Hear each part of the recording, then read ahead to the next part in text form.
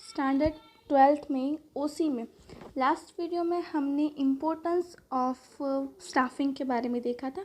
आज के इस वीडियो में हम staffing is a part of human resource management, मतलब कि ह्यूमन रिसोर्स मैनेजमेंट के लिए स्टाफिंग कितना इंपॉर्टेंट है वो देखेंगे। So let's get start. Human resource management is the process of planning of recruitment necessary staff and developing it for the achievement of enterprise objectives. अब यहाँ पे ह्यूमन रिसोर्स मैनेजमेंट का काम क्या है कि जो रिक्रूटमेंट करना और स्टाफ की उसे डेवलप करना और उनकी जब भी ज़रूरत हो तब उन्हें टाइम टू टाइम डेवलपमेंट लाते रहना। Most of the business enterprise now it is considered that department as human resource development department. अब यहाँ पे मोस्ट ऑफ द डिपार्टमेंट्स जो है वो उनका जो डिपार्टमेंट है, उनके जो स्टाफिंग है, वर्कर्स को अपॉइंट करने के लिए जो भी स्टाफिंग डिपार्टमेंट उसे ह्यूमन रिसोर्स डिपार्टमेंट कहते हैं, क्योंकि उनके थ्रू वर्कर्स को वो ज़्यादा से ज़्यादा डेवलप करते हैं, उन्हें अपॉइंट करते हैं, उन्हें सिलेक्ट करते हैं, उन्हें ट्रेनिंग देते हैं। इसलिए generally staffing includes recruitment, selection and training.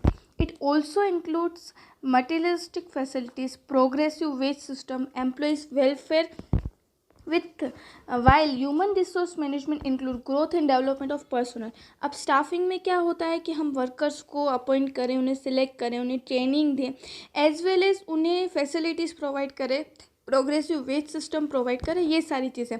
और वहीं के ह्यूमन रिसोर्स डेवलपमेंट में क्या होता है कि उन्हें डेवलप करना और उनकी पर्सनालिटी को डेवलप करना। Formally the meaning of staffing was confined to filling up vacancy only, but today it have become a human resource management. कि पहले क्या होता था, फॉर्मली अगर हम देखने जाएँ तो ह्यूमन रिसोर्स डेवलपमेंट का मीनिंग क्या था, खाली मतलब कि इनका काम था वो खाली क्या था, वर्कर्स को अपॉइंट करना, उन्हें सिलेक्ट करना। बट अब यहाँ पे ह्यूमन रिसोर्स पार्ट मैनेजमेंट का वो एक स्टाफिंग एक पार्ट ही हो गया कि हम हमारे वर्कर्स को ज़्यादा से ज़्यादा ट्रेन करते हैं, उन्हें डेवलप करते हैं ताकि वो उनकी जो पर्सनालिटी है वो अच्छे से बाहर आ सके, उभर के वो बाहर आ सके। In this days of global competition the importance of human resource has increase considering the factors of production to be noteworthy. Good result can be achieved by the recognition of the staff, its loyalty, efficiency, satisfaction and care.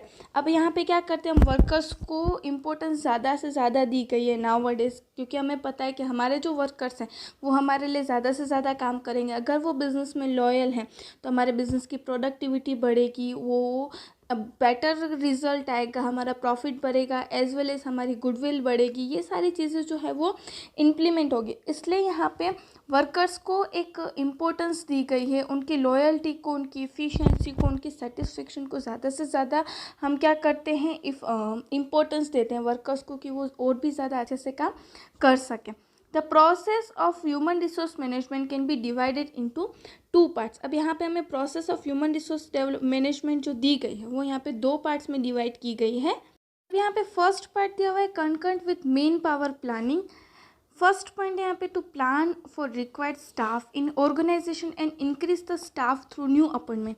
अब यहाँ पे first हम क्या करते हैं, main power planning के साथ connected रहते हैं ह्यूमन रिसोर्स मैनेजमेंट। उसमें फर्स्ट पॉइंट क्या है कि हम प्लानिंग के अकॉर्डिंग रिक्वायर्ड जो हमें कब किस तरह के वर्कर्स हमें चाहिए, कैसे चाहिए, ऑर्गेनाइजेशन स्टाफ में किस तरह से चाहिए, और न्यू अपॉइंटमेंट के थ्रू हम हमारे स्टाफ को बढ़ाते हैं।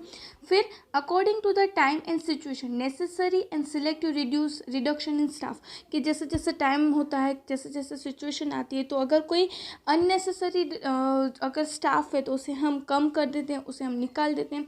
अप्रोप्रिएट प्लेसमेंट ऑफ स्टाफ, कि हमारे जो वर्कर्स है उसे हम सही जगह पे, प्रॉपर जगह पे उनकी प्लेसमेंट करते हैं, उनके अपॉइंटमेंट करते हैं। फिर फोर्थ पॉइंट है to keep the staff constantly active and exchange their knowledge, मतलब कि हम हमारे वर्कर्स को कंटिन्यूसली एक्टिव रखते हैं कि अगर कोई न्यू टेक्नोलॉजी आती है तो किस तरह से हम न्यू टेक्नोलॉजी को अडॉप्ट कर सकते हैं, उनके साथ हम फेमिलियर हो सकते हैं, ये सारी चीज़ों के बारे में हम उन्हें कनेक्टेड रखते हैं। फिर सेकेंड यहाँ पे पार्ट है कि concurrent with compensation and development of staff, कि अगर हम वर्कर्स को कंपेंसेशन देते हैं, उनका डेवलपमेंट करते हैं। To provide the work related training to the staff whenever necessary, कि हम हमारे वर्कर्स को ट्रेनिंग देते हैं जब हमें ज़रूरत होती है, किस तरह से हमें काम करना है, कैसे करना है, उसके लिए हम ट्रेनिंग देते हैं। Second point is to provide conductive environment to the staff and also opportunities to improve their proficiency, कि हम एक कंडक्टिव इन्वायरमेंट क्रिएट करते हैं, कि अच्छा इन्वायरमेंट क्रिएट करते हैं कि ताकि जो वर्कर्स है वो बिजनेस में और भी ज़्यादा काम कर सके और उनकी प्रोफिशिएंसी, उनकी एफिशिएंसी भी बढ़े। थर्ड पॉइंट है to give proper compensation and benefits to the staff, कि अगर कोई वर्कर अच्छा काम करता है तो उसे हम बोनस देते हैं, उन्हें एक्टिव रखते हैं, इफ़िशिएंस अच्छे से अच्छा हम वेज रेट उन्हें प्रोवाइड करते हैं कि वो इजीली काम कर सके। फोर्थ पॉइंट हमारा यहाँ पे है कि to recognise work related problems, find solution for the same and implement them, कि अगर कोई प्रॉब्लम आती है तो उस प्रॉब्लम को हम फाइंड करते हैं, उसका सॉल्यूशन लाते हैं और उस सॉल्यूशन को हम हमारे बिजनेस में इम्प्लीमेंट करते हैं। According to the human resource management, employees are not only made the factor of production, but they are more than that. They are considered them as a human element.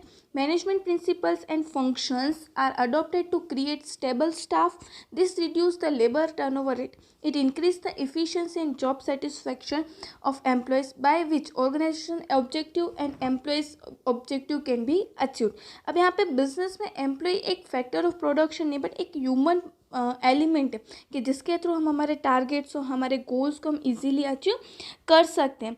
इसलिए जब भी हम काम करें तो वर्कर्स को ध्यान में रख के काम करें और उनके लिए अच्छा काम करें, कि अगर हमारे वर्कर स्टेबल होंगे, मतलब कि फिक्स रहेंगे हमारे बिजनेस में, तो हमारा लेबर टर्नओवर रेट कम होगा और उसके कारण वर्कर्स में सेटिस्फेक्शन ज़्यादा रहेगा, वो और भी ज़्यादा अच्छे से काम कर पाएंगे और हमारे बिजनेस के जो टारगेट्स उसे हम इजीली अचीव कर पाएंगे। इस तरह से एम्प्लॉयमेंट जो है, प्रॉपर स्टाफिंग जो है वो हमारे बिजनेस के लिए जो टारगेट्स है उस टारगेट्स को अचीव करने के लिए बहुत ही ज़्यादा हेल्पफुल होती है। हमारे बिजनेस में अगर स्टेबल वर्कर्स रहेंगे तो हम हमारा काम इजीली कर पाएंगे। आज के इस वीडियो में हमने देखा कि किस तरह से स्टाफिंग जो है वो ज़रूरी है। In the next video we will learn about the process of staffing. Thank you.